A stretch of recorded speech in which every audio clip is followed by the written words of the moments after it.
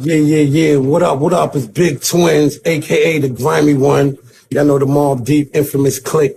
Yo, check it out, man. I want y'all to tap in to Cigar Talk Toronto, man. You know, they be putting it in, interviews and this and that. So check them out. Cigar Talk Toronto from Big Twin, y'all. You already know.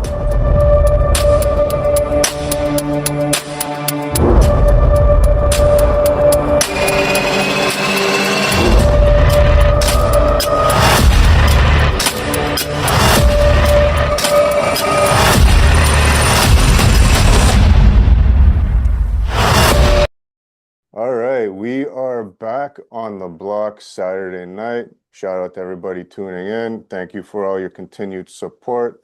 The show's been going amazing since we made the move to the block. So again, appreciate everybody always tuning in. And tonight we got another great guest. We got a rapper, we got a voice actor, we got an author, we got Black Silver. What's going on, buddy? Everything live my way. What's happening, folks? Oh, I'm about to light up a cigar over here because I am in desperate need of one today. And Right uh, on, right on. that's what I'm about to get into. And what about you on your end? I'm gonna enjoy my mango aloe vera water. Okay. I might smoke a vape while we're chopping it up. The aloe water is something that I actually started drinking not too long ago. I couldn't get past the little jelly aloe pieces in the water. Oh, really? Yeah. I happen to And like that part. I, I I came to grow to like it. It reminded me of that drink way, way, way back in the day. I don't know if you guys had it in the States, Orbits. I'm familiar with orbits, yeah. It was like a pop, a soda, and it had like these little jelly balls in it. It looked like space things floating around in the pop. It Yeah. reminded me of that, and I got this thing with texture. I couldn't do it, but recently I started liking the yellow water. Yeah. I don't think I ever tried the orbits, but I'm familiar with the brand. I've seen them around. But yeah, I drink coconut water with the pulp. You know what I mean? I like that. I drink those I think that's from the Philippine culture, the bobas. Yeah, yeah. Yeah.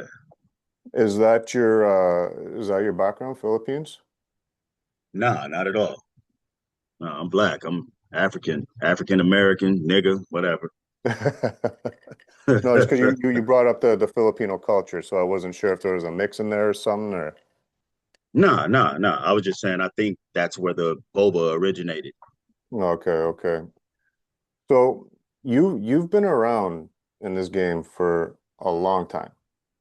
Yes, sir. You have been with legends upon legends in the game, and you're on the way to establishing yourself as a legend in the game. Going back to when you first got into hip hop, what was your first aha moment? Like when something that kind of made you open your eyes and like the stars light up and say, this is what I want to get into. I mean, I'm fortunate, man. I'm old school. I'm a 71 baby. I'm 54 years old. I'll be 55 this year. So, with that being said, I grew up with hip hop, Hmm. literally, So, I was born in Tennessee in the South. My family is Southern, but my parents moved me to Los Angeles, California when I was 4 years old. So that's all I know. I'm a West Coast brother. You know what I mean? South Central Los Angeles. And so some of the actual aspects of hip hop start hit us a little bit after New York, right? So, when I started doing graffiti and started doing my research, of course, most of the research I did was on the people in New York. I don't want to Yeah. mention a specific borough and start none of that talk, but in New York, right? And they had been doing it for few years prior. And so, I always kept my ear to the East Coast scene because it seemed like they had shit first. when I got into breaking, I found out I was late again. You know what I'm saying? Yeah, yeah. They had been doing it for a few years prior. So to answer your question, is I grew up with hip hop. So there was never really an aha moment other than like seeing Beat Street for the first time or something like that.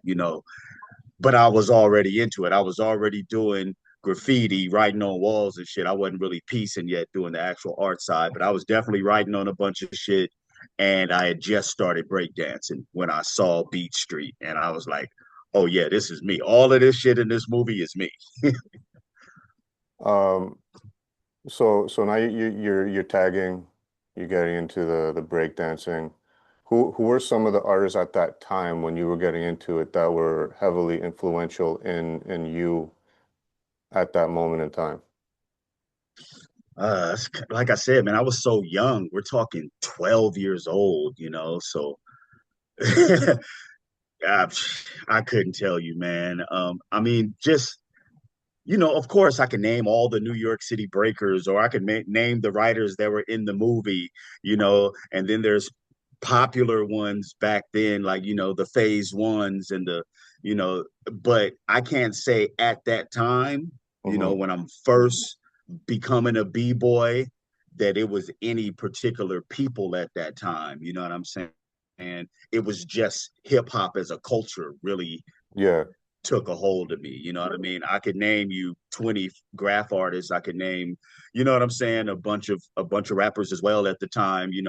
And once again, I'm 12 years old. So when we say rappers, we're talking Sugar Hill Gang, Kumo yeah. D, the fucking G's.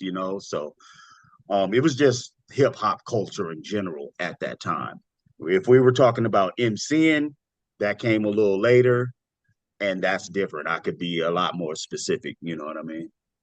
Well, that's what I was going to ask you. When did you start? And do you remember around the age point that you started the transition more into emceeing from breaking and graffiti?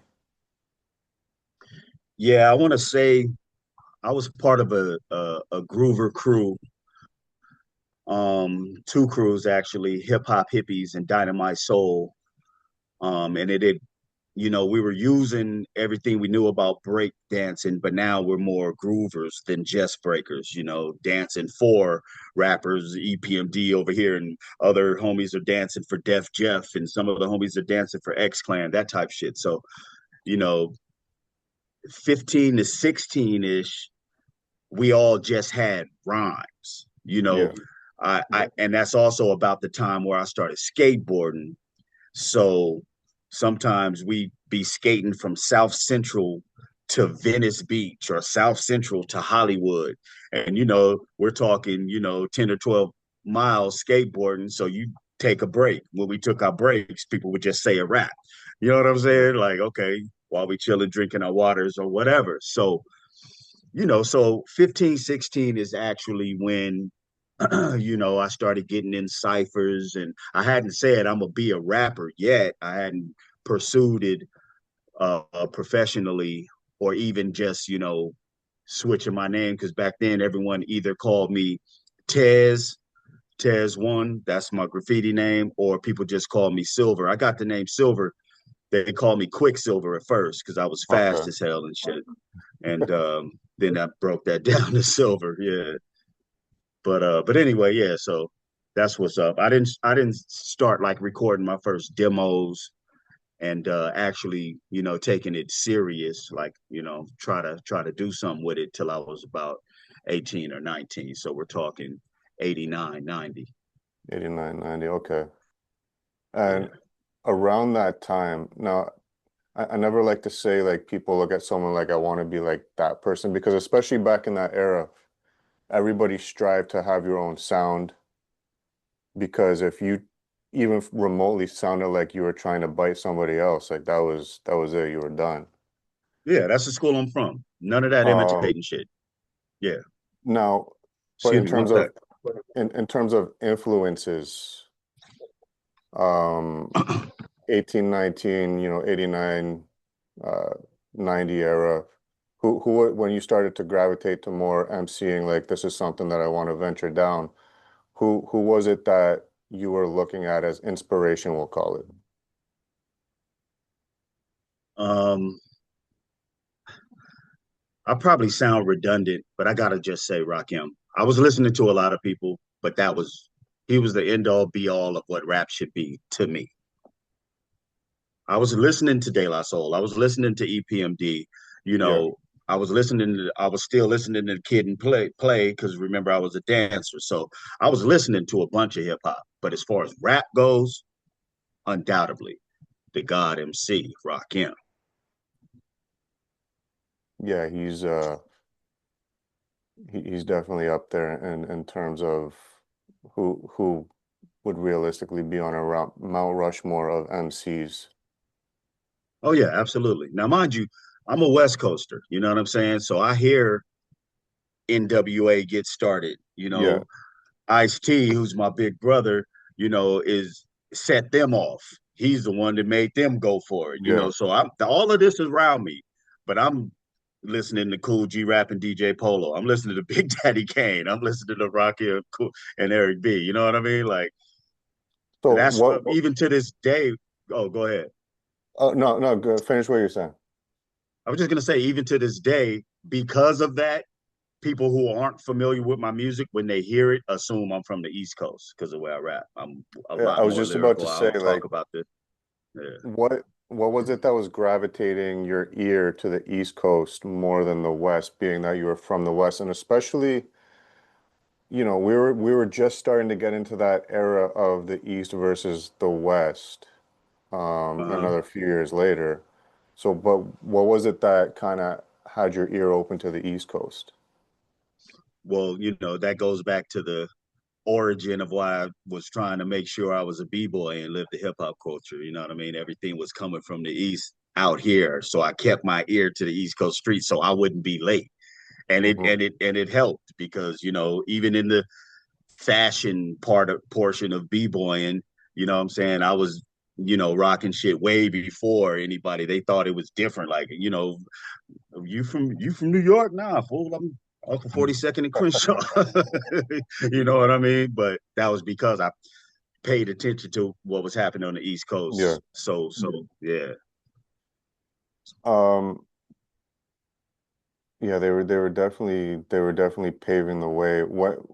At what point in time do you think that the West Coast started to catch up and kind of become on the same level with the East in terms of recognition, lyric recognition, style recognition, fashion, etc.? Right around that time, 91, 92, I would say, once again mentioning the same brothers, low profile, NWA, of course, Cube going solo after that, was a big deal. And Yeah, it wasn't really, catching like trying to match them because the West Coast was definitely doing their own thing. You know what I yeah. mean?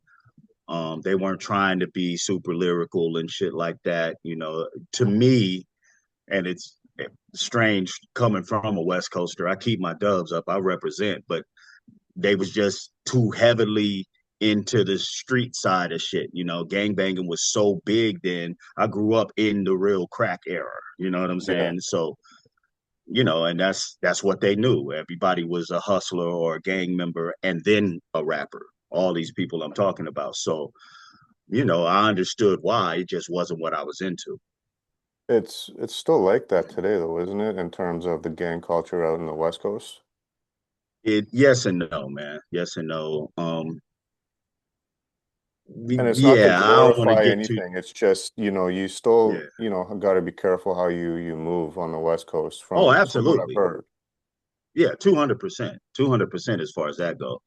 Um, you know, it's unfortunate, but that is just the West Coast mentality. If you're from the streets in LA, you're more than likely gonna choose a side. I was an Yeah. exception to the rule. Now, don't get it wrong. I live on 42nd and Crenshaw. Then I moved to 62nd and Alviso, which is right in neighborhood rolling 60 Crip neighborhood. So I'm affiliated with Crips on both sides from where I grew up, but I just choose not to actually join the gang. Yeah. Um, So now you're 18, 19, just getting into MCing. Do you remember your first show that you ever performed live? And how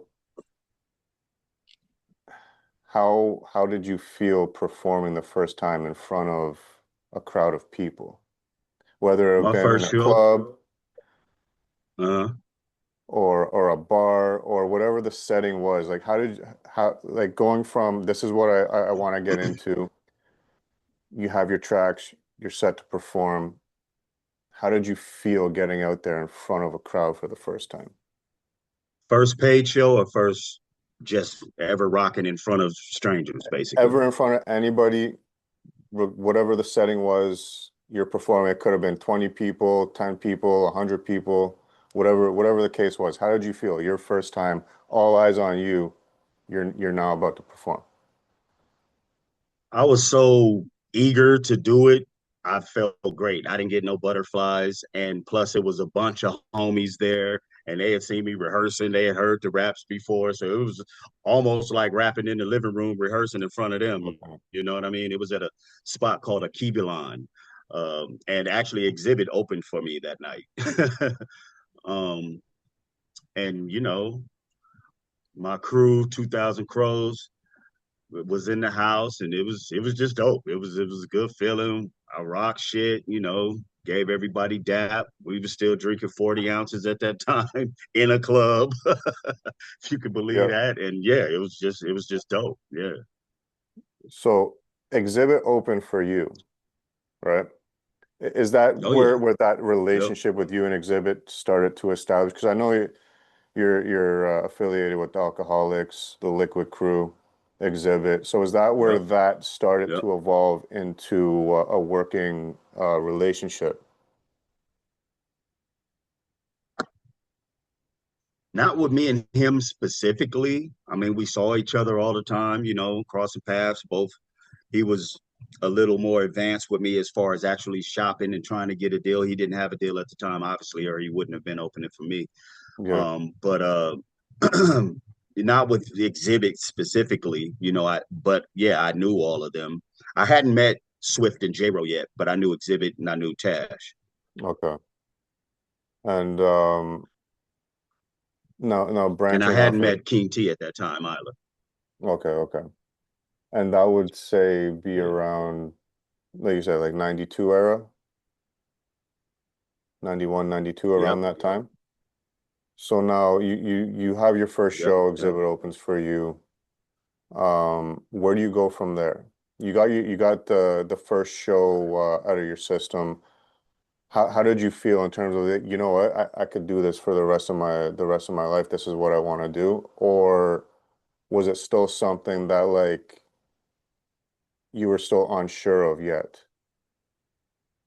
Well, at that time, out of my immediate circle, like my so I had two circles, right? I had my dancer crew circle, Mhm. which I was getting out of. I was slowing down on the skateboard and the dancing, more into the rap. And then I had so I had my skater crews homies and I had my dancer homies.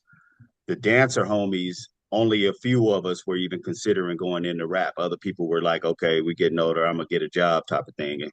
And so me and my partner Ziggy, who everyone thought we were brothers back then, um, had both started writing rhymes. This was right before we started a group, but we was writing rhymes together. So I was solo when I did that first performance, but like directly after that, me and my homie Ziggy um, formed a group called the Mystic Poets, Okay. and I mean we were wild, heavily influenced by DOS effects um, uh, and we were just doing a bunch of trippy styles of rap. We were echoing and rapping backwards, and a bunch of what I would call kind of gimmicky. It was fresh to me, but it was kind of gimmicky.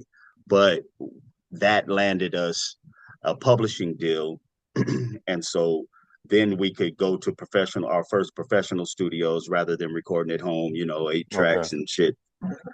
And then that landed us what I consider my first record deal. It was with a company called Aqua Boogie Records, owned by Power 106, which is the biggest radio station in Los Angeles. Well, Okay. one of the biggest.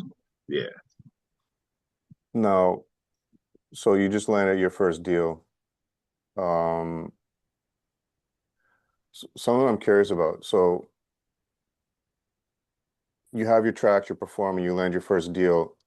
Is there pressure when you land your deal to put an album together right away? Well, like I said, we had the publishing deal first, which allowed us to go in and have an engineer and record a Yeah, bunch of material. And, I kind of fast forwarded like 2 years. So we got the publishing deal. And then for like a year, we were just recording Maniacs. And we did some shows in between then. We were popping up at Project Blowed, rapping, and people like, oh, the Mystic Poets, them kids is crazy. And so yeah. our name started getting out there. And then our publicists came to one of the shows, and we were real naive to the business at the time, but we were smart enough to say, talk to, our partner. His name was Duncan Payne. That was the person who gave us the publishing deal. And he would talk to people and be like, set up meetings or whatever. And then so that translated over to getting the deal with Aqua Boogie Records. You say that you were naive to the business aspect. Is that something Mm-hmm. that, in your perspective, a lot of people that get into, we'll just say the music industry in general, Yep. that they need to be ready to learn a whole nother side of the industry in terms of how to conduct yourself as a business? Because the way I look at it, you're Black Silver, right? Yep. That is a brand, that is a business, and you have to conduct yourself like a business. And sometimes not so much people inherit those habits of conducting themselves like a business. A lot of times. And I got two perspectives of it. One is you sell your soul and you go one way. And Right. another is if you structure yourself as a brand and a business, you could take off the other way. But a lot of people, when I look at them, are real dope artists, but I don't think they're where they could be because their business they neglect the business aspect of it in terms of, punctuality, showing up on time, responsibilities with everything outside of the artistry. Absolutely. It's a fact. I've seen it time and time again. It's unfortunate, but just at that time, it was like, you know, shop for a deal, get a manager, have them shop for a deal. Yeah, Don't turn nothing down but your collar. Just get the deal. You know what I'm saying? yeah, And yeah, yeah, people weren't reading the fine print, and they knew nothing about recoupability. Everyone's trusting these strangers basically to, properly document, and their publishing. And we knew nothing about owning our own masters at the time. It was a free for all fuck show. Like it yeah. was just, yeah, it was Everyone was quick to unfortunate, but chase the deal, and yeah, a lot of people got taken advantage of, unfortunately. absolutely, absolutely. Um, so where do you go next from you have your publishing deal, you got all these tracks recorded, you're performing shows, where do you go from there in terms of getting an album to put out? Well, that deal, kind of fizzled out. We never even properly like disconnected ourselves from them. It just kind of ran its course. And then a little bit, maybe a year later, we actually got a manager, and Duncan was still we were still using his studio, but he wasn't actively pushing for anything. So we got management, and um, they were shopping us. We had more polished material now. We're Yeah, becoming seasoned. We're learning the game a little bit, and we got an offer from Motown. And at the time, this is prior to Mystical going to No Limit.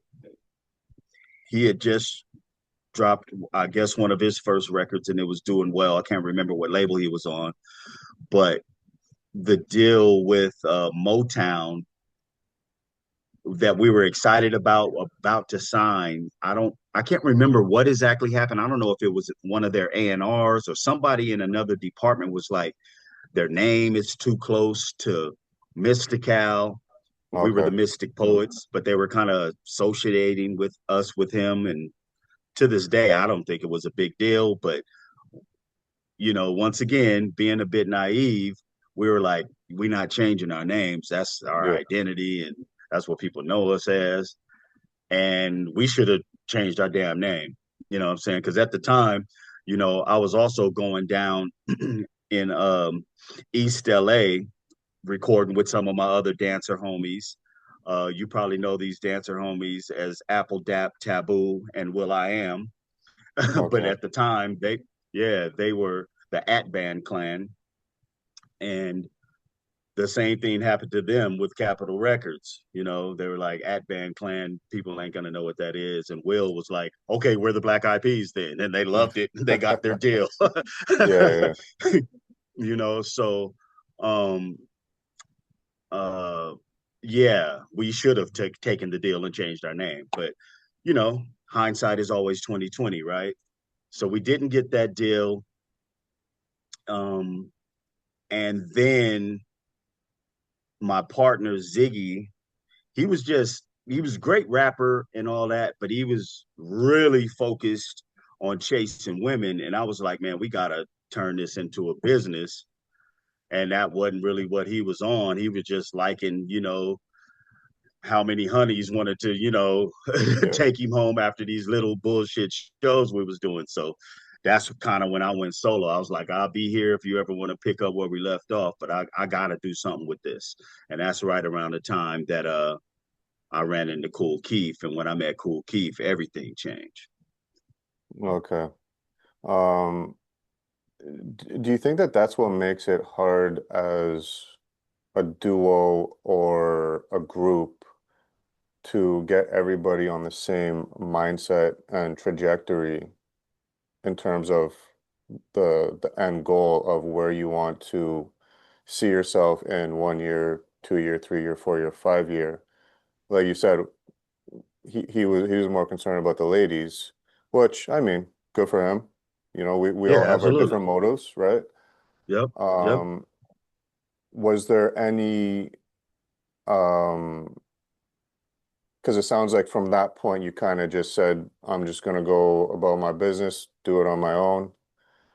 Was there any ill effects in that decision? No, not at all. I mean, that's like I said, that's my bro. Yeah, Um, we never fell out or anything, you know what I mean? And he went on to get in another group and they were doing their thing, him and my partner otherwise. They were doing great. They joined a crew called Black Forest. I can't think of their name right now, but otherwise, was like one of the best freestylers ever. yeah. I was gonna say in LA, but ever. He's the one who beat Eminem at the Rap Page battles. The Mm, only person documented on beating Eminem. So um yeah, the Foot Soldiers. That was the name foot of their soldier. group. Okay. Yeah, Ziggy SP and otherwise as the Foot Soldiers, and they were from a collective called Black Forest. And I became just Black Silver, the solo artist, and we would do shows together and all that. You know what I mean? So we Yeah, did Unity together, we did Water the Bush together. So it was all love. yeah, We yeah. just went in separate directions. Yeah, I like to hear that because a lot of times when people fall out business wise, it affects yeah. the personal. And that Oh yeah, that yeah. A that lot of times. that shows the level of the relationship you guys had and the maturity in your brain that Right. business is business and personal is personal. And Absolutely. if the business didn't line up, it didn't line up. But personally, everything's all good. And that's something that I think a lot of people need to take notes on. Yeah, absolutely. Absolutely. They're two different Because things. yeah, because a lot of times you get ideas and you try to make them come to fruition. They don't work, and on to the next. It is what it is. Absolutely. Now, Absolutely. so from that point on, you became Black Silver solo artist. Around what year was that? Now we're talking 96, 97. 96, 97. Okay.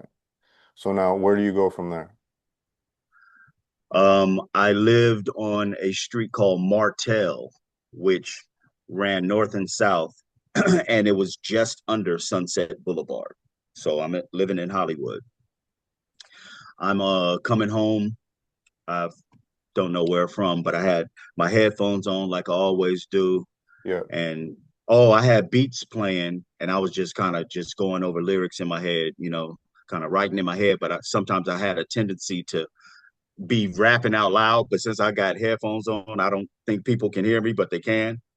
And I wound up holding the elevator for a guy. He had like some grocery bags in one hand and his cleaners, his cleaners bags or whatever over his shoulder. So I held the door for him.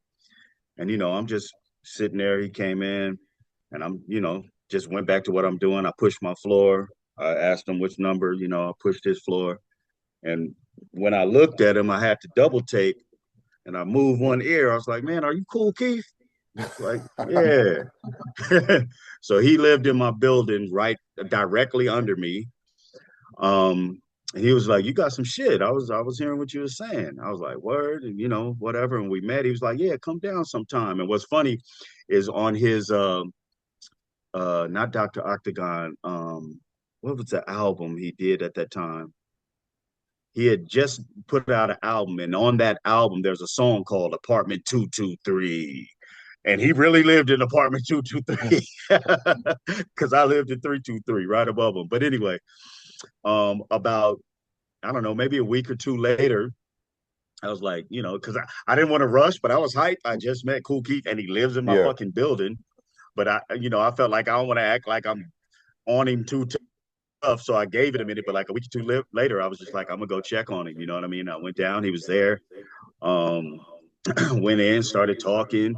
He put on some beats. Him and Cutmaster Kurt were working on a project at the time, and he was playing beats for that album, and I was rapping on everything. And he was like, "Yo, you should come to the studio and get on some shit." So we became real close real fast. And a year later, I was leaving on the Black Elvis tour with him. We flew Okay. out to yeah, we flew out to Philadelphia to Columbia Rough House Studios to record the Black Elvis album. That was my first paid feature. First time I met Roger Troutman, because he came out to do the Master of the Game song on that album. And it's funny because we were both from LA, but I didn't meet him until I flew to Philadelphia with Cool Keith. And that's who put me on, you know what I'm saying? Like by this time, I grew up with most of the people you see me doing music with. Like I said, I grew up with the Black Eyed Peas. Those are my Yeah. friends. I grew up with Razkaz. I grew up with Taz from the Alcoholics. And the list goes on and on. I had met Ice T uh, on some street shit, you know what I'm saying? But I knew him from a very young age. So, all these people are my friends, and they're getting big deals and they're turning into the people that the, world knows them as now. But I didn't stand on any of their backs to, get what I've got out of hip hop. Cool Keith is the person that really put me on, and I always give him props for that. Okay. So how long were you living in that building and you didn't know Cool Keith lived in the same building until that moment in the elevator?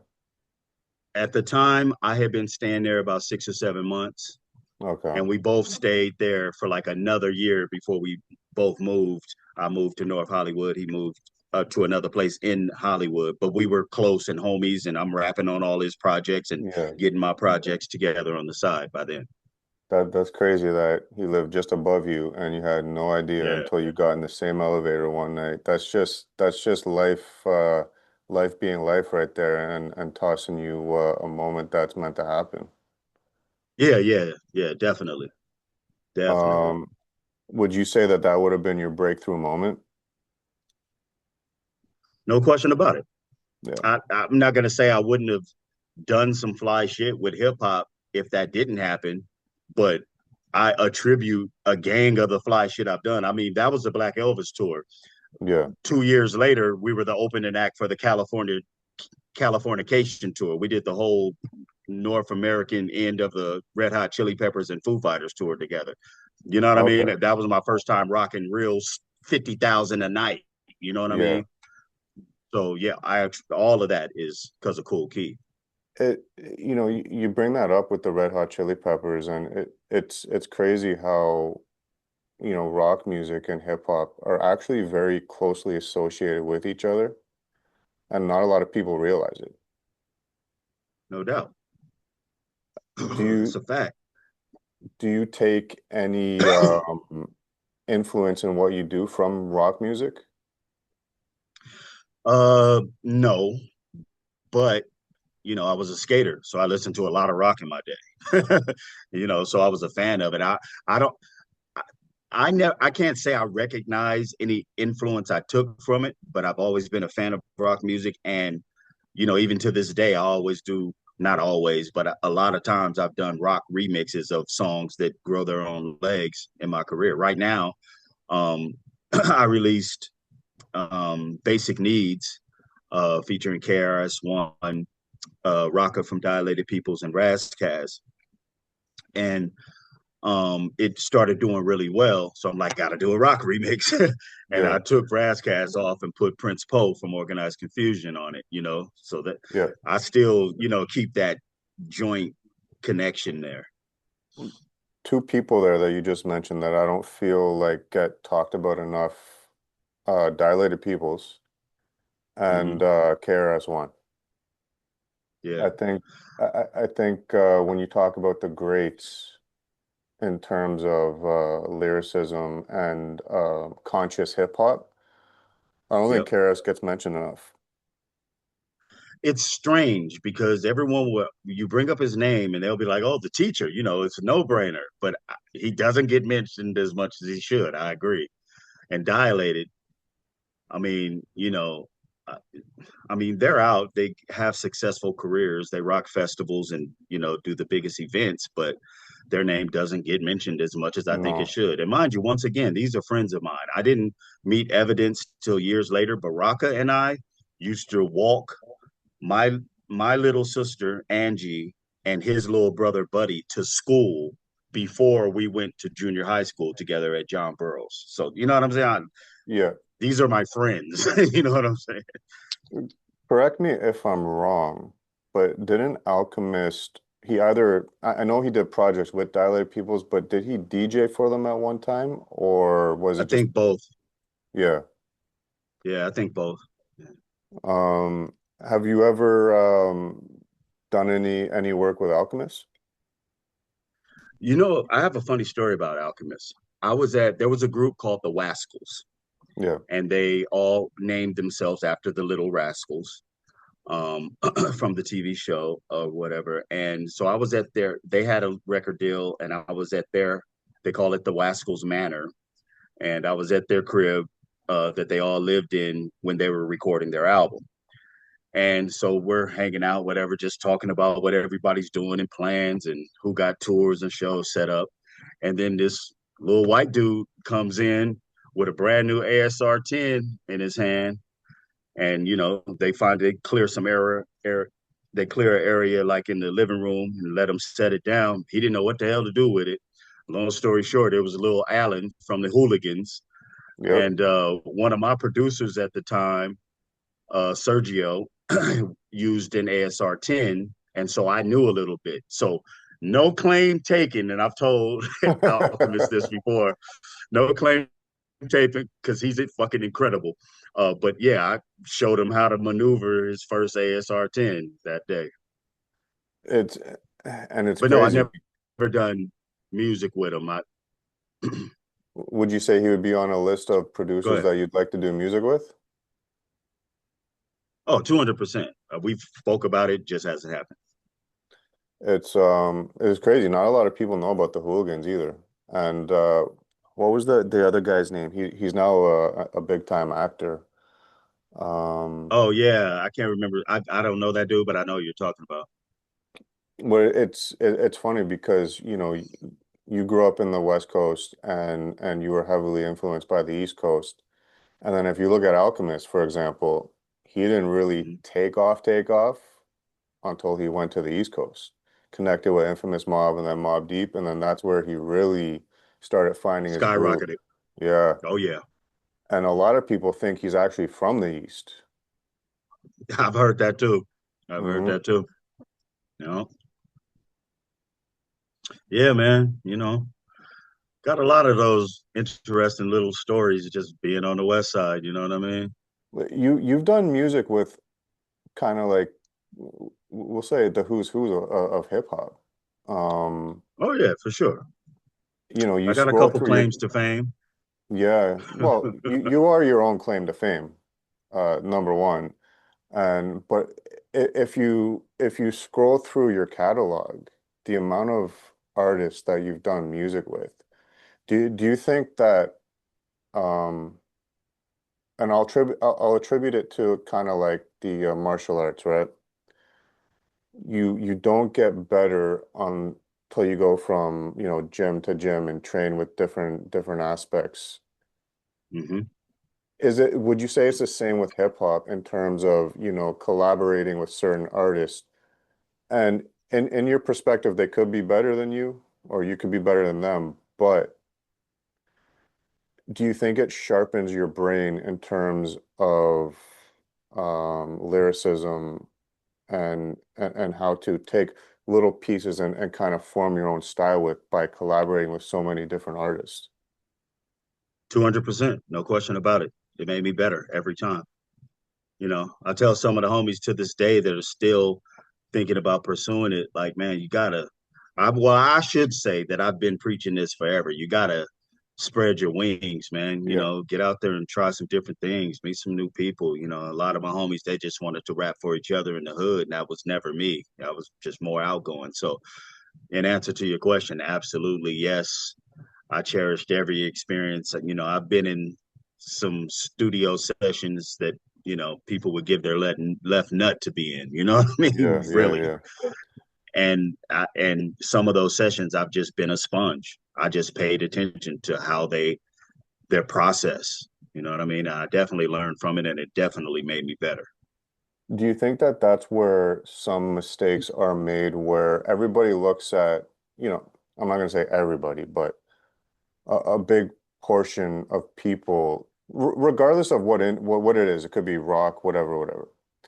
They look at people as competition instead of, working with each other because the more you work with each other, the more. So say for example, you go and you do a track with Exhibit. We'll throw that name out. Now Exhibit's fans have ears for your music and your fans have ears for Exhibit's music. So instead of saying, "Ah, I don't want to do nothing with him or whatever because you feel a certain way." Do you think that there's more to gain in collaborating with a variety of artists over just trying to stick with, like you said, your own little crew? I'll give you the prime example. All right. So earlier in my career, I was fortunate enough to get chosen to be on a couple Vans Warp tours. At the Okay. time, you know what I'm saying? At the time, I'm burning 1,000 CDs and taking them with me to sell every day at all of the shows because that was the only money we were making. They rented us a RV and threw us on the road. The driver knew which next spot to go to, and if you were lucky enough to get on that van or tour bus or whatever, then you were in. You were on the Warp Tour. We were sleeping in solar showers. It was rough. But with that being said, I got out there, hustled until it was time to, for me to rock the stage. And then I got off stage and hustled some more, try to get the people that saw me to buy CDs. And it was awesome. I'm saying all that to say, fast forward to now. Nobody knew that there would be a thing called streaming. Yeah. When the streaming platforms hit and started being kind of, a integral part of hip hop or music period, I had the luxury of being affiliated with so many people that my a lot of my music automatically went to playlists because before it got saturated and flooded, my name was associated with Corrupt. My name was associated with Exhibit, with Razzcast, with the Yeah. Alcoholics. So, you know what I mean? I got lucky, to be honest. But in hindsight, it wasn't really luck. It was just, old me planning for future me. Mm-hmm. You know what I mean? I was out networking and doing music with a lot of people. And so when Cool Keith music plays, I definitely pop right up. Yeah. I've asked people to let me see your phone because you know how sometimes on your phone it knows what you search all the time, so it'll bring up your shit. But I Yep. would look Yep. at someone else's phone. You know what I mean? And so yeah, I'm definitely affiliated with a lot of artists, and that helps me now. Um, Curious question. We to start off the show, we played In a Nutshell, uh, by yourself with Hard Money. Yep. Shout out to Hard Money as well, because he's who connected us. So No doubt, big no shout doubt. out to What Hard up, Money. bro? Yeah, make sure everybody goes and follows his Instagram at Watch Hard Money. The beginning of the track, you and I asked Hard Money about this, and he said it was all on you. You threw some samples in there from Prodigy. Mhm. Was Prodigy somebody that you looked at as one of the greats? He's definitely up there. If you ever asked me to give like a top 10, he probably wouldn't make it. If you asked me to give like a top 30, he would probably make it. Okay. That's the reference point. But he was a great, no question. Yeah, yeah. Yeah, Um, nobody did what he did better than him. and same thing, DMX, you got some samples in there as well. Now, what about DMX? Uh-huh. I'm a big fan of X, but no, he wasn't up there. He'd probably maybe make my top 50. Okay, okay. But I It's was a very, fan. I was a big fan of DMX. it's very hard to name a top even 10 It is very because hard. it's mu as you grow and evolve, your music taste changes. So what you might have thought your top 10 was maybe 20 years ago will be Hmm. different today. And Yeah, I would agree. with that being said, I'm going to put you on the spot. Yep. MCs, Mount Rushmore. Who would you put on Yeah. there? Well, like you said, it's very difficult. Very Yeah, difficult. Um, and I consider myself a lyricist, not just a rapper. So, I'm talking about catalog, I'm talking about bars, I'm talking about cadence, I'm talking about everything it takes to make a great MC, in my opinion. You know what I mean? So, you know, to continue what the point you were making about, how your opinion may change over years, I'll yeah. tell you one that's definitely there that has stayed is Rakim. Um, but then I jumped straight into, the people that came after him that just are incredible at what they do. And some of the names that might be on my Mount Rushmore probably they don't make enough people's list to me. The Black Thoughts, Yeah. the Pharaoh Monches, Yep. even Eminem, I feel doesn't get the credit that he deserves as a MC. People try to shun him, and dude is just incredible. I think I think people shun him for two reasons. And I think if you can't acknowledge his skill as a lyricist, it's just ignorance at that point. But I I think agree. people shun him because number one, he makes goofy records. Right. And I always hear the same old thing. I'm not driving it, through the hood listening to Eminem. Right. Right. But he's got a lot of really hard records out there. A Go to ton. sleep, one of them. Um, and then, I don't even want to say the white thing because there's a lot of really talented artists that nobody ever discredits because of the color of the skin. Like, you know, Beastie Boys, Paul Wall, MC Search. I Right. just think they have an issue with the level of fame he grew into, and they just Hmm. got to find a reason to discredit him. Yeah, it's hilarious to me. Like you But I said, it's mean, ignorance, and he did do some goofy shit. So, I mean, I've listened to some of his records, and it's just like, yeah, I wouldn't be driving around in the car listening to this, but that's him. That's his style, right? absolutely. Like I said, he did do some goofy shit, but I was also the person that brought him up as one of my favorite MCs. So Yeah, there that is. I give him his respect as an MC. Dude is yeah. dope as shit. And a lot of people that, you know, do recognize just straight raw talent, they have him in that list. Right. Um, if you're sitting back right now and you look back on your career, you've done all this work with producers, different MCs. Who would you say, producer wise and MC wise, that you haven't done work with that is on your to-do list to do a track with? We're gonna put that in the universe so we can make it happen. Right on.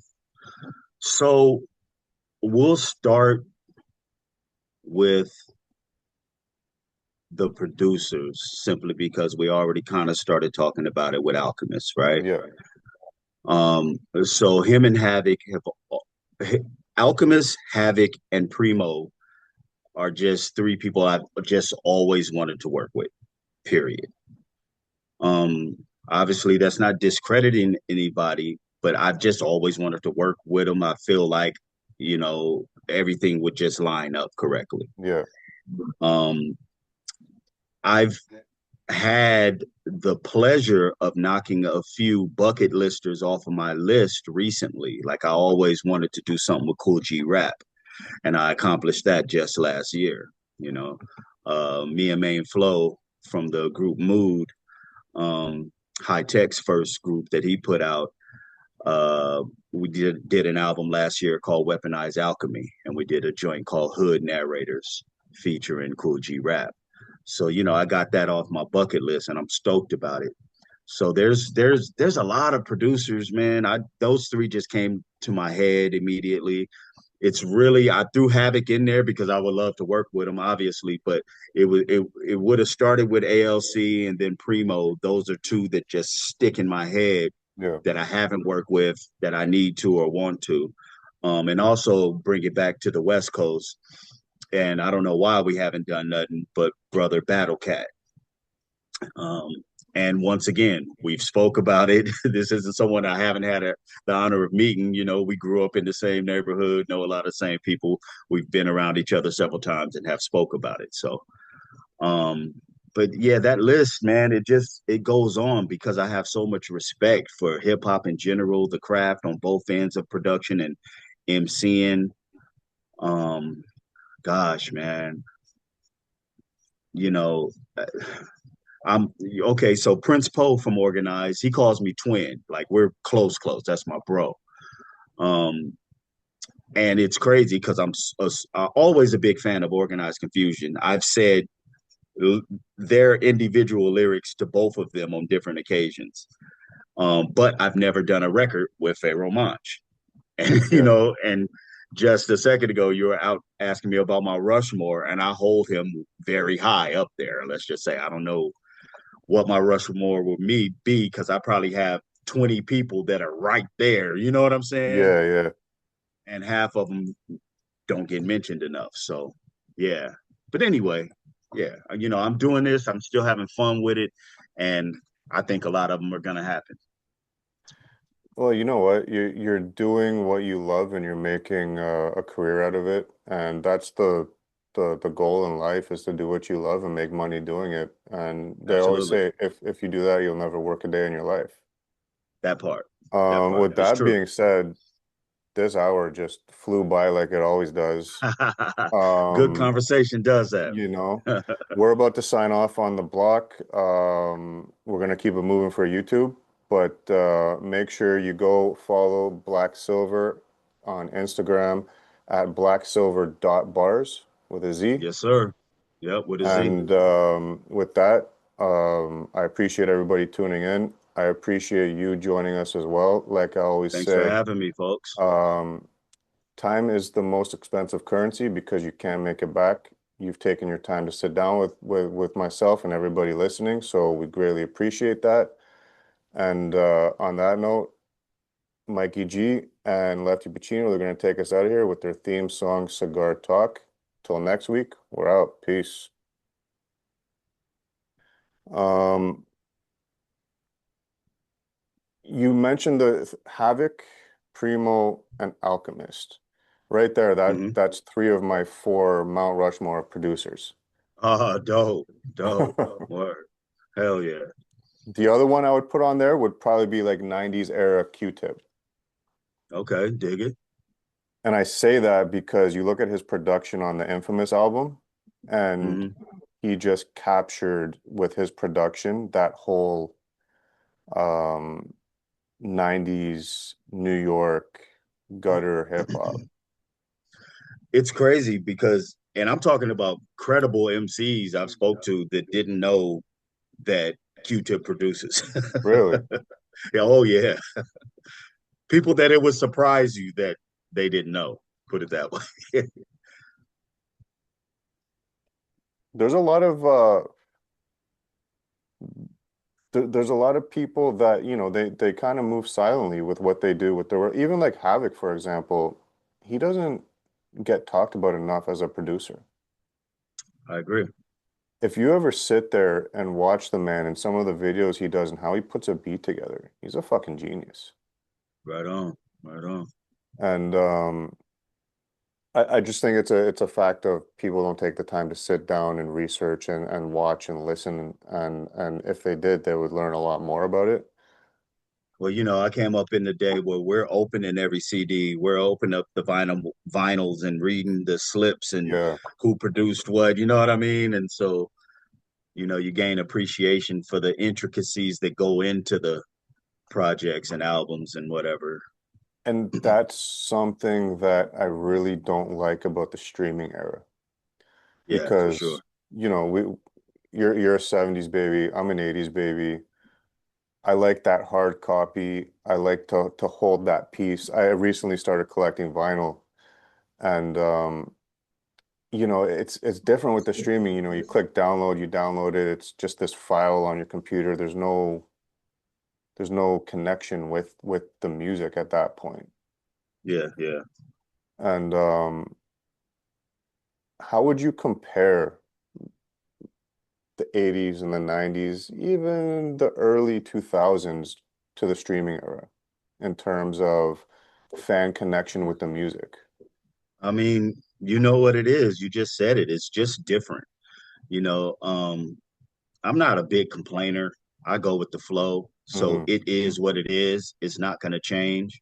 You have a fan base out there that are still collectors of physicals. Yeah, So if you're smart as an artist, you make that available. But, I don't knock streaming. It is what it is. It's not going anywhere. You know no. what I'm saying? So, you know, There there was something I was actually reading earlier today, and it was buying an artist album for 25 dollars contributes more to the artist than I think it was like 4,000 streams. yeah, something crazy like that. Yep. Um, that's why I started collecting the vinyls. I like to buy the vinyls, buy the CDs, have that something, what I can pass down to my son. My son, he's Absolutely. 14, and Nice. not to knock anybody, to each their own. Yeah. But I listened to him listening to certain hip hop. I'm like, really? That's not hip hop, man. Like, listen to For sure. this, right? Yeah. So Yeah. I've really gotten him onto, the golden era of hip hop and the artists because a lot of the artists from the golden era are still doing it big today, and like yourself. And it's kind of sad that it's more underground now than it was then because Right, the right. the state of hip hop has changed so much. Yeah. And you can attribute that to, social media. Everyone wants um, that viral video, and it's really Hmm. only hot for a minute, but Yep. there's no Yeah. longevity to it. At, at all. No. Even Um, bona fide hit records don't have longevity anymore. no, they don't. A year And, ago, you probably couldn't go anywhere and not hear "Not Like Us" playing. hmm Where is that now? And I'm It's not nowhere. taking anything from the record. It's gonna go down as one of the best diss tracks ever. But you know what I mean? But yeah, there's no longevity in it. I'll say this, I'm from Toronto. Um, I would go with Kendrick over Drake any fucking day of the week. Right on, It right on. just it just it is what it is. Yeah, Um, yeah, for sure. saying that, I've talked to a lot of people, and something that is a very common thing, and I can even say this myself. Have you ever seen this or experienced this where your own, we'll call it city or state, doesn't support you the way people out of state, out of city, or even out of country support you? I was ahead of the game, man. I learned a long time ago to not promote to the homies. Hmm Why people are just now getting smacked in the face with it, I don't know. It's a social media thing, I think. But yeah, well, I'm gonna promote to the motherfuckers that know me already. It just seems backwards. If they want to get Yeah. involved, they'll find me. You know what I mean? I Yep. promote to Yep. the world. I haven't had one person from Toronto, even Canada, on the show. Okay. And it's crazy because, like yourself, I send you a message, hey, you want to do the show? Yeah, cool. Down, boom. Here's a time, date, done. Big Twins, Ty Nitty, Lefty Pacino, Hard Money, like the list goes on. Right on. Nobody from, and that's why I asked the question, nobody from the city has, it seems like they got the time of day for it. Yeah, And it's like that, man. It's a strange thing. It's very strange, but it doesn't surprise me. it surprised me because, I only got into this about a year ago.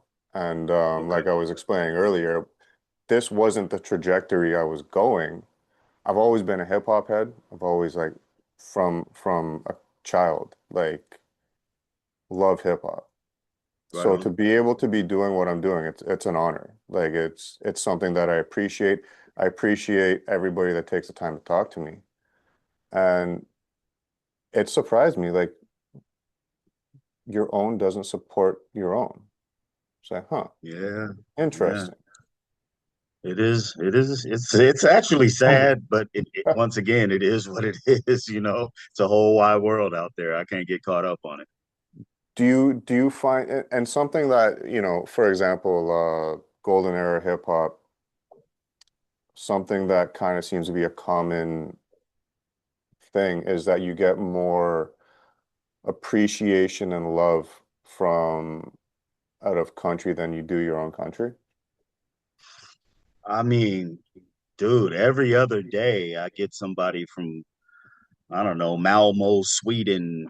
Mm, Dude, I just got hip to your shit. You're fucking incredible. Your catalog is crazy. Thanks. Appreciate you.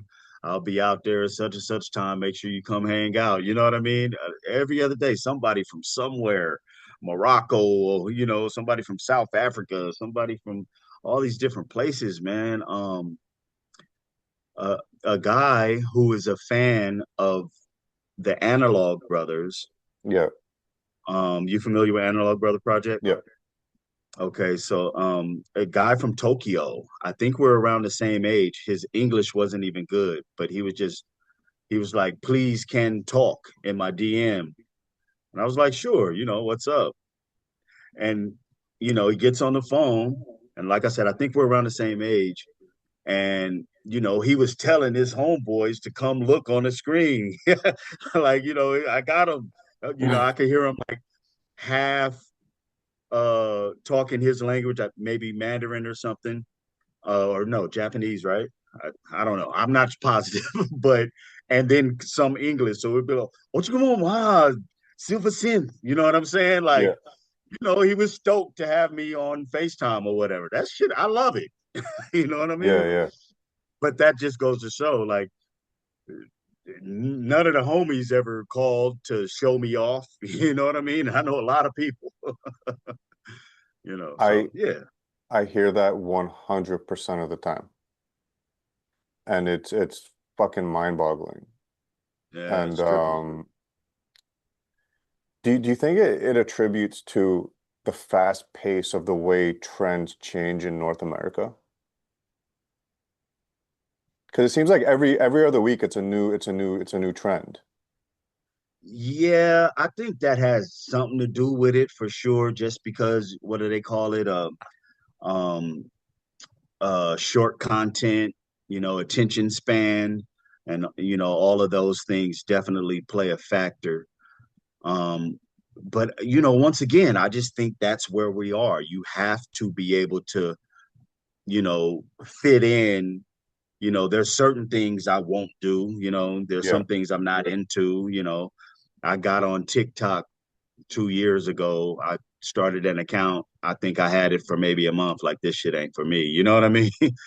But I also recognize people that use the platform, because that's another level of promo nowadays. Hmm. It's almost like, if you're smart, why wouldn't you? It just wasn't for me. But I don't knock anybody that gets on there and does their thing. You know what I'm saying? It's a revenue stream.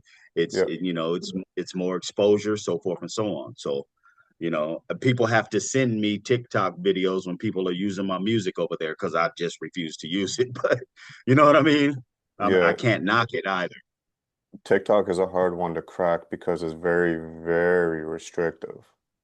I mean, Okay. number one, cigars, tobacco, they don't want nothing to do with it. Seems like hip hop, they don't want much to do with it, to be honest with you. Um, if there's swear words, that gets it taken down. You know, I'm a very, we'll say, a gun enthusiast. And you Uh-huh. being in Vegas, I'm sure you can relate. There's a lot of people that are big into guns in Vegas. Yeah, I got a cool little collection. You can't you can't post a video of yourself at a range doing everything Oh, legally. wow. You can't do that on Right. TikTok. You can't put that I up just there. didn't know that. All right. Yeah, so it's a very, very hard platform to crack into, and it seems like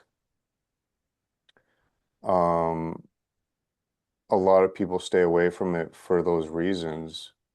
And again, we're in the era of negativity sells.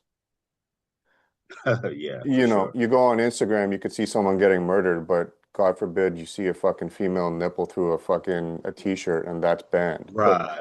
you can see Right. someone getting hacked up with a machete in New York 2 weeks ago.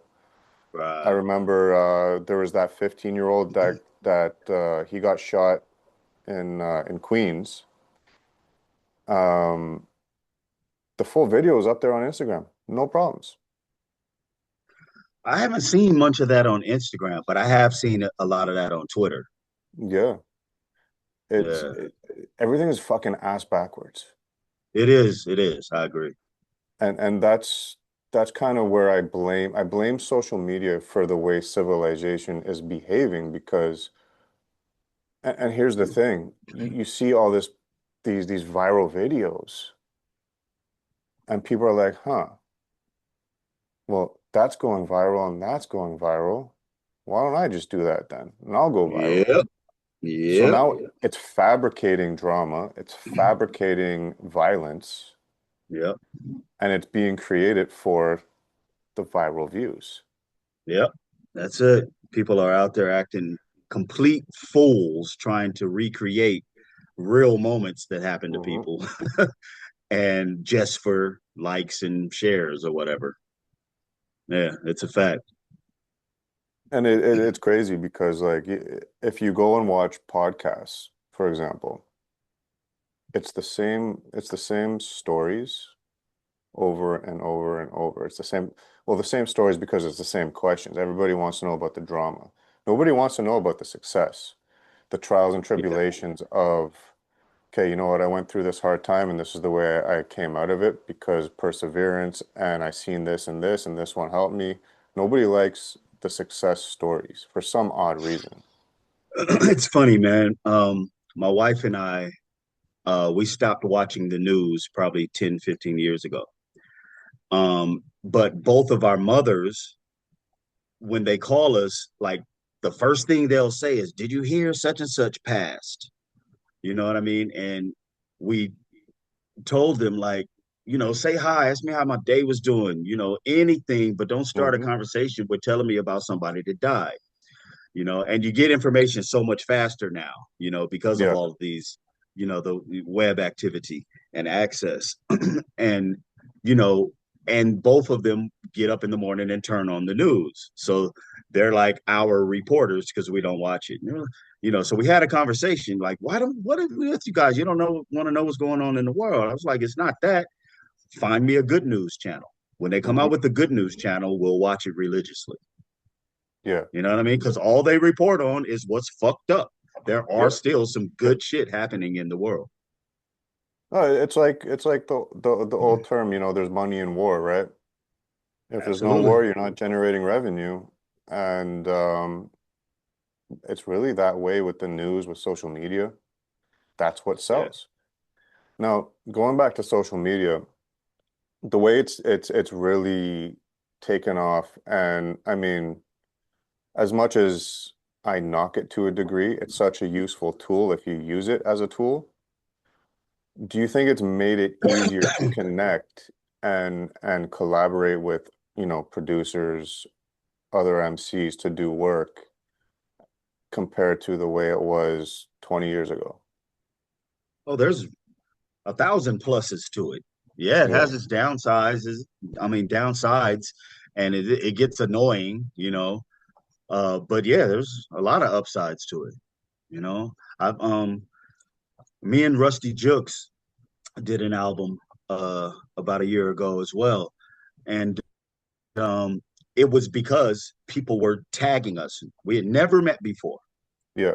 I wasn't really familiar with him, and it's strange because I was a big Sean Price fan, and Hmm. Sean P and Tash were pretty close, and we had hung out a few times in New York, where Sean P recorded. So I was surprised, but anyway, you know how a producer will put up beats and like, who do you hear on it? A lot of people were tagging the two of us.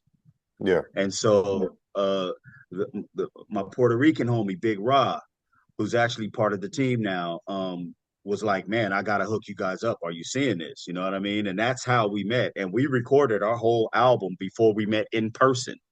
Yeah.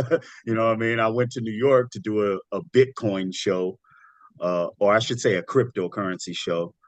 And that was the first time. It was after our album was done, but I had a Cool Keith came down because he heard about me coming out there to rock, and I had Rusty come to the show. We got to hang out, for the first time after being introduced from total strangers, doing a whole project together.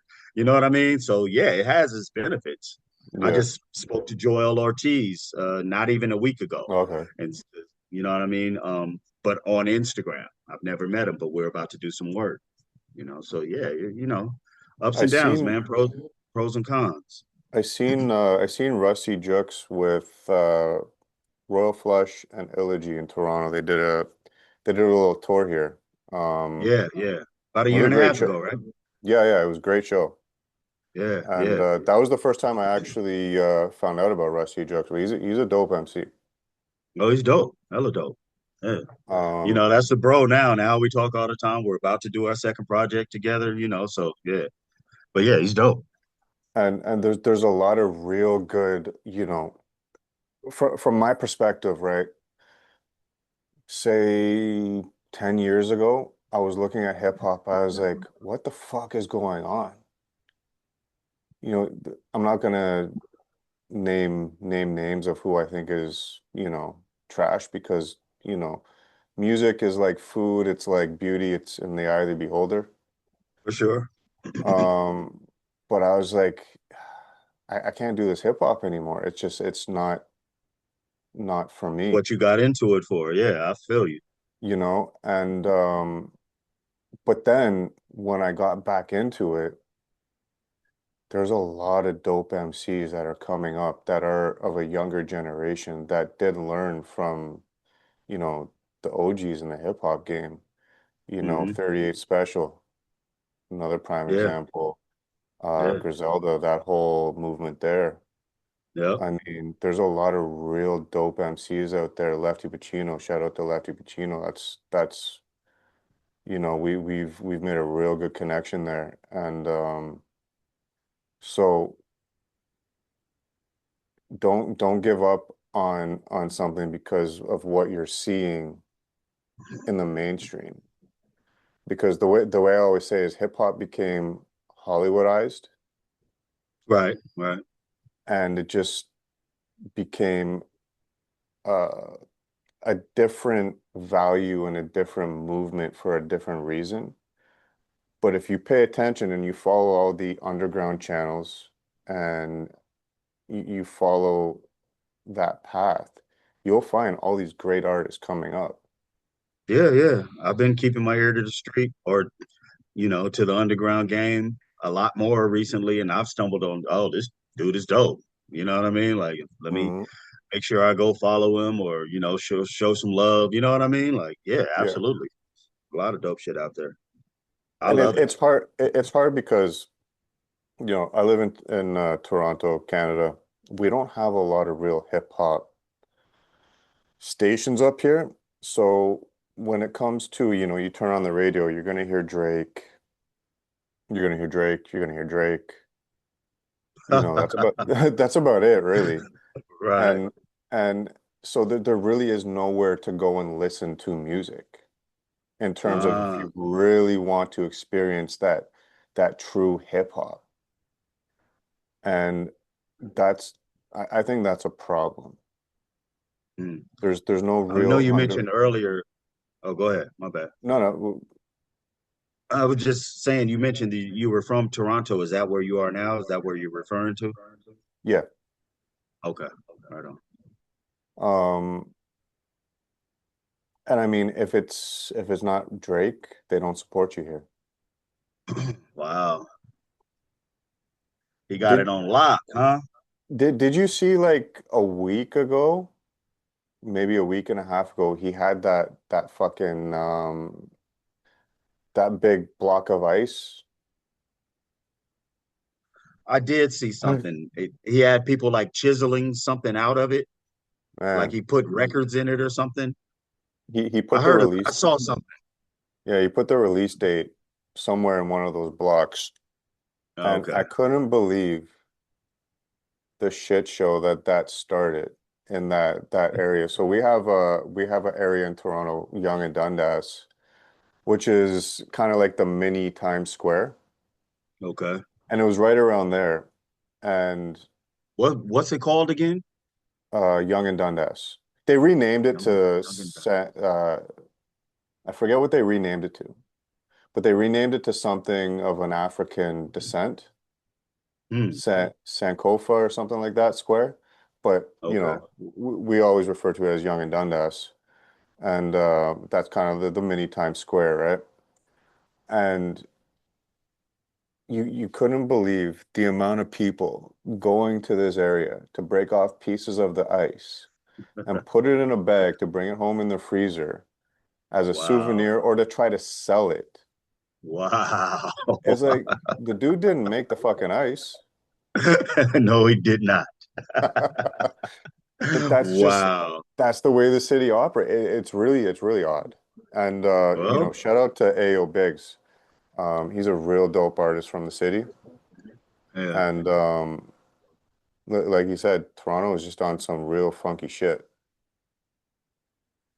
I mean, hey, more props to Drake, I guess. I became a fan of his way later when he first came out. It was just a little too whiny for me. I wasn't onto it, but I became a fan later, you know. I think I think me personally, if he had stuck with the R&B style stuff, Uh, cool. the whiny shit that I didn't like at first. But the gangster shit, a lot of people got something to say about it. Yeah, he should have stayed out of that lane. That's not him. Y- No. And I mean, I'm one of those people that, don't pretend. I Yeah, mean, I'm a fucking hip hop head. I grew up in the ghetto. I'm not a fucking gangster. yeah. You know what I mean? Don't portray yourself like something you're not. And Yeah, it's silly. It's silly. I mean, I just told you my whole story, where I came up. I mean, I was really there. I've been through some shit, right? And without glorifying it, uh shit, I was handed my first sawed-off shotgun when I was 14 because somebody murdered my aunt and threw her in a fucking trash can, bro. oh wow. You know what I'm saying? Yeah. My daddy's sister. And that's you know the movie Boys in the Hood, right? Yeah. Yeah. Okay, so when Ricky got killed, do you remember they were in that low rider driving around? Everybody had a gun and they were just looking for the dudes. Yeah. That is the exact neighborhood that I told you about. Where they found the guys in the parking lot, that's called the Crenshaw Mall. That was, and the place that they were eating was called Eat a Burger. I promise you, I'll lie for you before I lie to you. I lived that.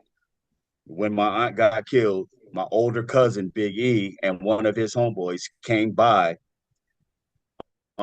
They put a sawed-off shotgun in my hand, threw me in the back seat, and we were driving around them same areas trying to. We had ideas of what happened. Like that happened to me before. And with that being said, um, you rarely hear me gun talk in my music. Yeah. If it comes up, it's because I own that actual pistol. You know what I mean? Yeah. Yeah. um, yeah, a Ruger 375, one of my favorite pistols, and I mentioned the Ruger a couple times, but you'll hear 10 more songs from me and no gun talk, no gangster talk, none of that shit. And I've actually lived it. You know what I mean? It's Yeah. just, yeah, it's overkill to me. Do you think, see, I had Ty Nitty from Infamous Mob on we did a show together, and he said it the best that I've heard. And it's a cycle that needs to be broken because, say for example, your friend gets shot, gets killed, okay? Hmm. His life is done. Yep. Now, just speaking hypothetically, right? Now you want to take revenge and you want to go get back. So now you go take someone out. Now another life is gone, but now when you get caught, your life is gone Yep. because you're locked up for life. So how do you change, or do you think you can change that attitude? Because it's just a cycle of all lives It are is. lost. Yeah, it is. Um, Personal choice, man. You know what I mean? The sooner you can get youth to recognize that they have a choice, that they are not trapped, that's the only way. You know what I mean? Um, I like to be living proof or an example. I've told my specific story to several, youngsters in hopes that they just look at their options a different way. Yeah. You know what I mean? And yeah, you got to start with the youth. That's it. Because like we were talking about the media, it's gonna glorify everything negative consistently. And being strong-willed enough to take it for what it is and continue on with your, happy path is a Yeah. decision that needs to be made. Yeah. Yeah. Because oftentimes you find, say, said person gets killed, it's not the family or the parents that are taking the revenge, it's the homies, right? Yeah. Yeah. Yeah. So how in your mind, how do you change that cycle? Like I said, with the youth, you got to get them as early as possible to recognize that, violence begets violence. Like it's a really Yeah, simple thing. What goes around comes around. Like you are going to bring some fucked up karma on yourself if that's how you choose to look at everything that's thrown at you that you don't like. You know what I mean? It's yeah, life, dude. Shit happens. Fucked up shit happens. What you do with that information, you have to train yourself young to, woo-saw that shit off and try to, yeah, continue on. yeah, Everybody has their limits too, and I, it's a constant battle with anybody, faced with something being done to someone that they have love for and how they feel inside, but that, there's a certain amount of control that has to be there when you act on it. The yeah, decision, you have a right to feel how you feel. You almost have no control over it. But what you do with that information is a different story. yeah. Do you, so, going back to that kid that was gunned down in Queens, he was 15 years old. Do you think it's getting worse as youths, or has it always been the same? It's just now more accessible because of social media and everybody's got a camera on their phone. So now they can Um, document everything that's happening. I think there's a thin line between that. It's always been there, but I think it's a little worse now because Gangstar said it best back in the day, just to get a rep. Not only do we have access to the information sooner of what's going on, Yeah, but you can go fucking buy an automatic rifle from Walmart. yeah. So access is on a lot of levels easier. You know what I mean? And as you know, especially in states like Nevada, very pro 2A. Yeah, You yeah, can you can absolutely. you can go and get whatever you want legally. Yeah. I've seen Um, some big shit. I'm a big outdoors guy too. And so, yeah, I like my firearms, but I'm a big fisherman, so forth and so on. I like to watch survival shows, mhm. I'm a, I'm one of those apocalypse conspiracy theorists. So, I got my generators and Yeah, you yeah, know what I yeah, mean? yeah, I know how yeah, to start fires, but yeah. but anyway, but I went to Big Five, uh, I don't know, a couple weeks, maybe a month or two ago. And I saw some big shit, some heavy shit. You know what I mean? Like for sale right there, like $600. You could fuck. Who needs that? Like I. Yeah. It, it's one of those like who needs it, but I mean, who needs a 1500 horsepower car to drive down the street, right? It's just cool Yeah, to yeah, have, no doubt, right? no doubt. It's Yeah, yeah. um, going back to the survivalist thing, going back to, the COVID area, not to really get into what you believe or don't believe, but I was one of those guys that looked at all these survivalists as crazy nuts. I was like, you guys are Okay. fucking nuts. Like we live in Canada, North America. Like this is a first world country. We don't gotta worry about none of that shit. COVID hit. Go to the grocery store. There's no goddamn food on the shelves. Right. Then it clicked in my head. I was like, huh, maybe these guys are not so crazy after all. Yeah. They do a lot of. I watch like Alone. Hmm. You familiar with that show? They do a lot of episodes or whatever series up in Canada. I don't know which parts exactly, but yeah. It's do you think that we need to teach the youth more about survival in terms of, like you said, being able to, start fires, build a shelter, even be able to go out into the bush, hunt an animal, gut it, clean it, cook it. Do you think we need to teach more people about that aspect of life? It's where we come from. Both of my sons know how to process an animal or, what I'm saying, scale a fish and gut it. You know what I Yeah, mean? Not so much because I went out of my way to teach them, but because they're my sons, and if I'm gonna do it, I'm gonna show you what I'm doing. I'm at least, you know Yeah. what I mean? Oh, here, do you want to try? You know what I mean? And so yeah, I can process an animal like that, and both of my sons can too. Now they're not anywhere close to as big on it as I am, but I'm glad they know the basics. I Yeah. feel like if they, when they start their own family, both of my sons are adults, but they're out still getting a lot of pussy. You know what I mean? And they have, you know what I mean? They're not settling down. But anyway, when that happens, and one my oldest son Isaiah, he isn't a big like I said, like outdoorsman like I am, but he likes nature and shit like that. So I Yeah. can see him getting a house, out secluded somewhere. And it's comforting to know that if shit was shut down and there was no food in the grocery store, he could go, you know, Hmm. pro- harvest an animal and process it properly. Because I think it's something like the percentage they say is like 85% of the population. If shit hit the fan, they're gone. Yeah. Like I said, I'm into that. So yeah, I'm totally Um, up. what do you find? What does fishing give you?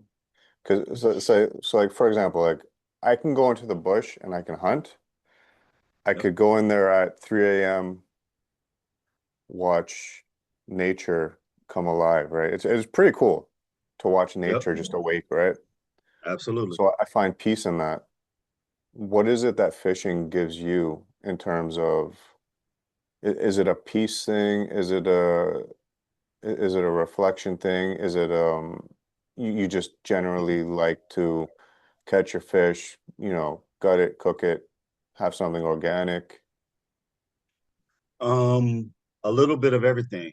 I fish for everything, but generally my biggest passion is bass fishing. And I'm strictly catch and release. Okay. So it's really considered sports fishing at that point. But like I said earlier, my family's from the South, so every once in a while Yeah. they were like, "Bring us some fish home," you know what I mean? And Yeah, I'm yeah. not opposed to a good fish fry, but there's only certain species that I'll bring home, like largemouth bass, smallmouth bass. They're off the chart for me. Like I'm not bringing none of those home. I'm making sure they get a safe release. I want them healthy for the fishery. But striped bass, they're overrun and they're delicious. So yeah, I'll catch a couple stripers because I normally throw them back too. But if someone asks, I'll bring some stripers home, fillet them Yeah. up, and have a good fish fry. So, but yeah, I love the peace. I love the outdoors, the fresh air, the tranquility, the lack of city noise. All of that. Yeah. It's Yeah, yeah. everything you said. Yeah. That's something that I moved outside the city. I'm borderline country. Like I'm right on the edge of behind me is pure country. Nice. And the tranquility with it is I commute probably 2 hours a day for work to get to, and then two Mm. hours to get home. Because Yeah, man. Toronto traffic is fucking horrific. I live in Las Vegas now, and that's Mm, 60% of the reason I got out of Los Angeles was traffic. yeah. And then violence and the ignorance of the gang shit. And I'm just over it. But a bigger proportion of why I moved to Las Vegas was because of traffic. Do you find that something that I hear a lot of is the sounds, right? So when you live in a big city, it's the sounds of the city, and it's a Hmm. very big disturbance to your peace. It is. It is. It's so And constant. yeah, it's I always said like so I was born and raised in a borough in Toronto called Scarborough. And probably when I was 13, my parents moved me out of there because they didn't want me to go down the road that they see me going down, which I probably would have. Um, I always said I'm going back to the city. But then when I became an adult, I was like, no, I want the peace. Hmm. I want the peace and quiet. I like going to bed at night and hearing nothing. Yeah, man. There's a certain level of peace that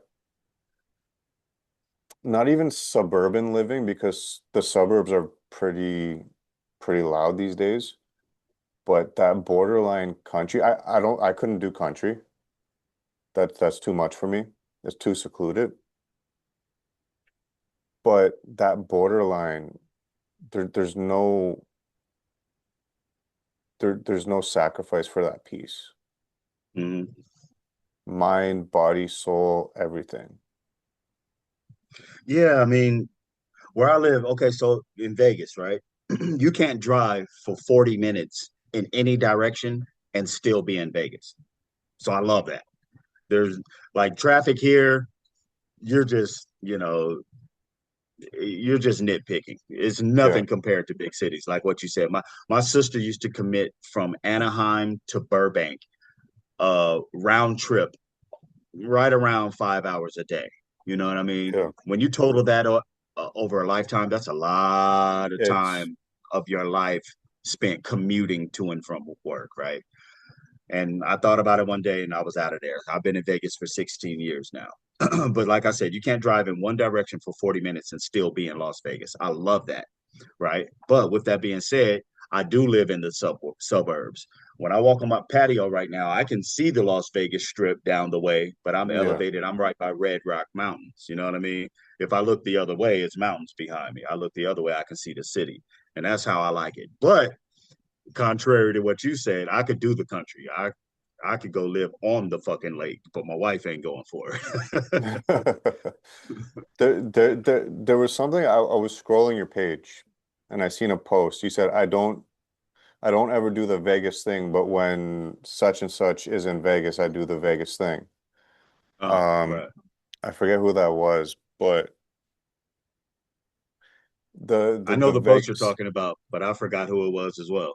yeah, I think it was a producer or somebody to do in the music industry, I think it was AC alone. possibly. I think Um, that's what I put.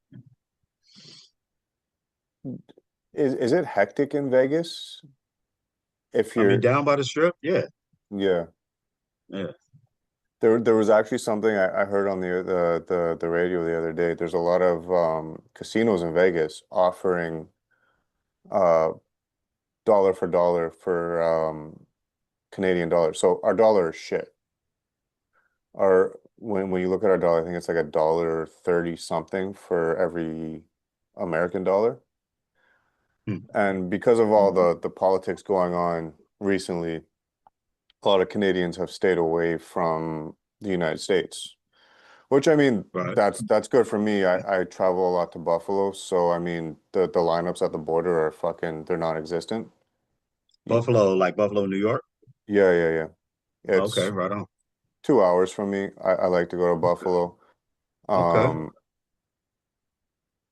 and they're offering par dollars. So essentially they're saying if you come to our casino, we're gonna give you par. So $1 Canadian will equal $1 American, Okay. because the tourism has apparently suffered so much Yeah, because of yeah, all yeah. the political backlash. Yep, I've And heard. the moral of what I'm trying to say is fuck the politics. It's not the Americans' fault. It's not you, it's not the people of America that you have to blame. It's You're saying the it's politicians? it's politicians, Right, 100%. right. Yeah, Because right. I've been through some, we have family in Chicago. We've been through some pretty ghetto areas in Chicago. They Um, have they have their share. you know, I've been through some really redneck areas in West Virginia. Like you're driving through there and you're like, this is some Texas Chainsaw Massacre shit here. I need to get out of here. Right. But something I always found is Americans, and this is really me trying to encourage Canadians to say, forget what the politicians are saying, go to America. the real Americans, it doesn't matter if it's the ghettos or, you know, these fucking secluded country areas. American people are great, man. I mean, like everything else, man, there's good folks and there's bad folks. You know, you know, you gotta be smart with your travels, and it sucks that, you know, people that watch the mainstream media, they'll listen to what they're saying, and it will influence them on their choices. Absolutely. Yep. And I've seen some people, you know, bumper stickers, fuck America, fuck, you know, fuck this, fuck that. It's like, but you're crucifying a population of people because of Right. a few Right. people's, Yep. you know what I mean? Yeah. Yeah. Yeah. I don't know. It's like you see on TV, you know, our fucking prime minister saying this and that. We don't need Americans and da da da da da. And then you see Americans saying, "Well, fuck Canadians." And it's like, man, you guys are just falling for the trap. Yeah. It's pretty silly. Absolutely. It's Yeah. I've been, blessed enough to do a lot of travels, man. I've met a lot of, different cultures, blah, blah, blah. And one thing is funny to me, like, we'll touch down. It could be anywhere, Denmark or some shit. yeah, And the first thing the promoters or whoever brought us over there want to do is after sound check, they want to take us and show us the hood. I'm like, motherfucker, I've seen enough hoods. I do not want to go to the hood. Take me somewhere else. How about this? How about this? How about this? You know what I mean? yeah, Uh, and it's that preconceived mentality though. That's what they know about us. You know what I'm saying? Being a rapper, I'm from South hmm Central LA. We want to show them we got a hood too. So I get it, but I shut that shit down so fast, because and I don't, not in an upset way, or angrily. I just tell them no. I want to do this, this, and that. How the fuck you know about that? Are you sure you don't want to go over there where they shooting at each other? No. But that goes So back to the glorification of the violence.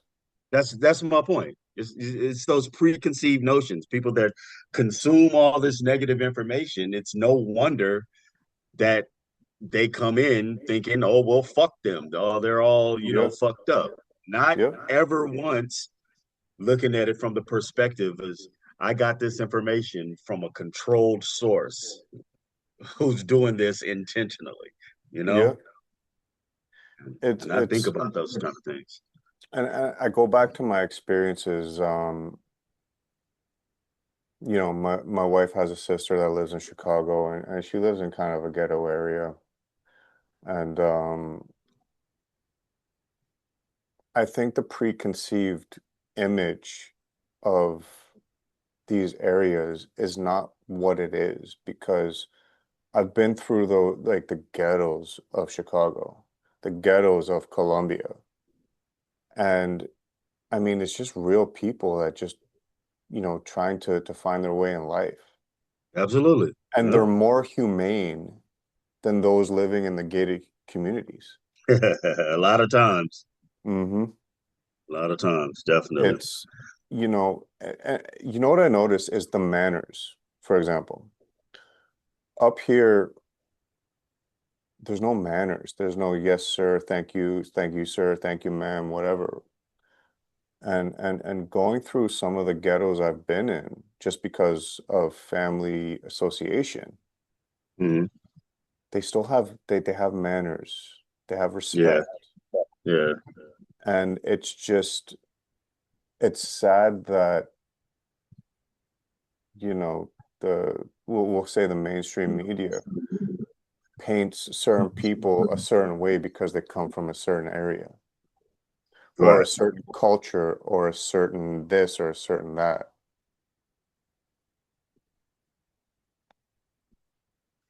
Hey, bro, I got to get ready to get out of here. I'm getting blown up.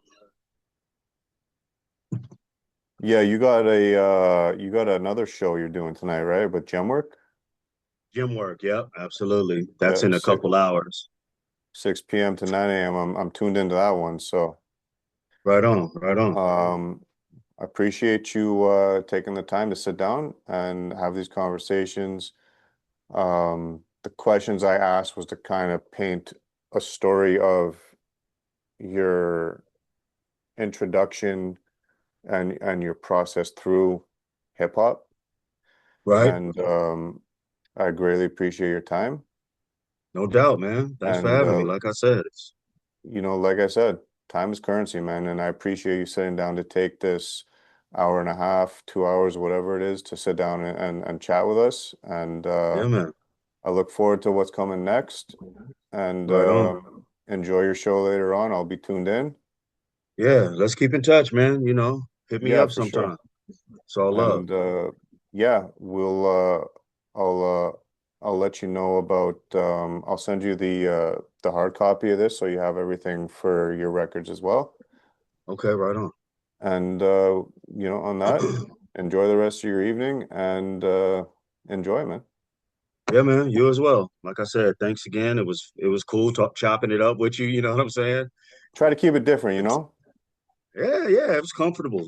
Just real talk. I like that.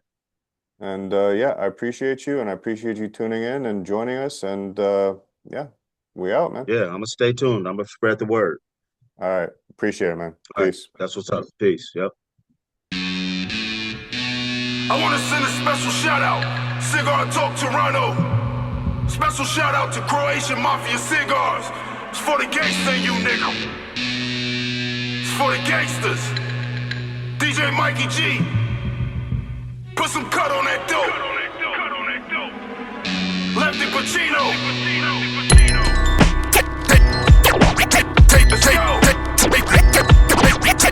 Take it personal. Take it personal. Click, clack the beam. Take it personal. I spit the caffeine. Take it personal. Feel what I mean? The 30R6 to M16s. We got them ruggin'. I'm your favorite uncle. I'm the alcoholic street niggas with the guns and the duffel. I'm the one that used to smoke the cigar and whip the truffle. The one that Granny said always started trouble. The backcourt shot a triple-double. Coach kicked me out the gym cause the gun was bigger than the muscle. Now let me introduce you to the hustle. I whip the white till it locked and snip the residue up off my knuckles. The epitome of street scuffle. I hit him hard with the banger, I was trying to make the belt buckle. I hit the corner and I make it bubble. What's in the pocket of my goose will make your feathers ruffle. I don't trust you, make the gauge bust you. We keep the circle tight, you just another square if we don't discuss you. Take it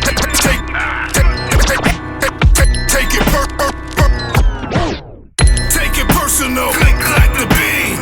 Take it personal, I spit the caffeine. Take it personal, feel what I mean? The 30R6 to M16s. We gotta plug in. Take it personal, click clack the beam. Take it personal, I spit the caffeine.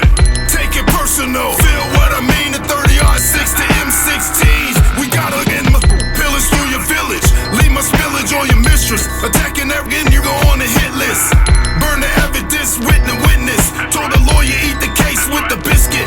Looked the judge in the face and told him stick it. Smacked the plaintiff in the face and told him fix it. Tap the Henny on the bottom, then we lift it. Fully equipped, the blue beamer and it's kitted. Bend the corner 730, then we hit him. The bars leave a bad taste, so I spit them. Machete 50-50 sharp, so I split them. The black expedition put me in position. Focus on the mission, full tunnel vision. Every verse calculated, spoken with conviction. My condition is to grind every day by tradition. Built it from the dirt, self-made composition. Competition for you in every breath is ammunition. Take it personal, click clack the beam. Take it personal, I spit the caffeine. Take it personal, feel what I mean? The 30R6 to M16s. We gotta plug in. Take it personal, click clack the beam. Take it personal, I spit the